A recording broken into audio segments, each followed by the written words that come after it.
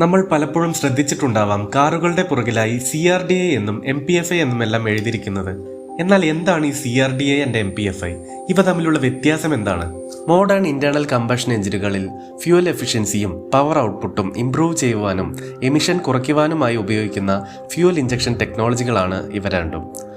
CRDA ഒരു high pressure fuel rail ഉപയോഗിച്ചുകൊണ്ട് ഓരോ സിലിണ്ടറിലും ഘടിപ്പിച്ചിരിക്കുന്ന ഇഞ്ചക്ടേഴ്സിലേക്ക് ഫ്യൂൽ എത്തിക്കുന്നു. ഈ കോമൺ റെയിലിൽ ഫ്യൂൽ പ്രഷറൈസ്ഡ് ആവുകയും കൃത്യമായ അളവിലുള്ള ഫ്യൂൽ കമ്പഷൻ ചേംബറിലേക്ക് ഡയറക്റ്റായി ഇഞ്ചക്ട് ചെയ്യപ്പെടുകയും ചെയ്യുന്നു. എന്നാൽ MPFI സിസ്റ്റം എഞ്ചിന്റെ ഇൻടേക്ക് പോർട്ടുകളിൽ ഘടിപ്പിച്ചിരിക്കുന്ന നിരവധി ഇഞ്ചക്ടേഴ്സ് ഉപയോഗിക്കുന്നു. ഓരോ ഇഞ്ചക്ടറും ഇൻടേക്ക് വാൾവിന് തൊട്ടു മുമ്പുള്ള ഇൻടേക്ക് പോർട്ടിലേക്ക് ഫ്യൂൽ സ്പ്രേ ചെയ്യുന്നു. CRDA ടെക്നോളജി സാധാരണയായി ഡീസൽ എഞ്ചിനുകളിലാണ് യൂസ് ചെയ്യുന്നത്. എന്നാൽ MPFI ഗ്യാസോലിൻ അഥവാ പെട്രോൾ എഞ്ചിനുകളിലാണ് ഉപയോഗിക്കുന്നത്. ഇതുപോലുള്ള ഇൻട്രസ്റ്റിംഗ് വീഡിയോസിനായി ഈ പേജ് മറക്കാതെ ഫോളോ ചെയ്യൂ.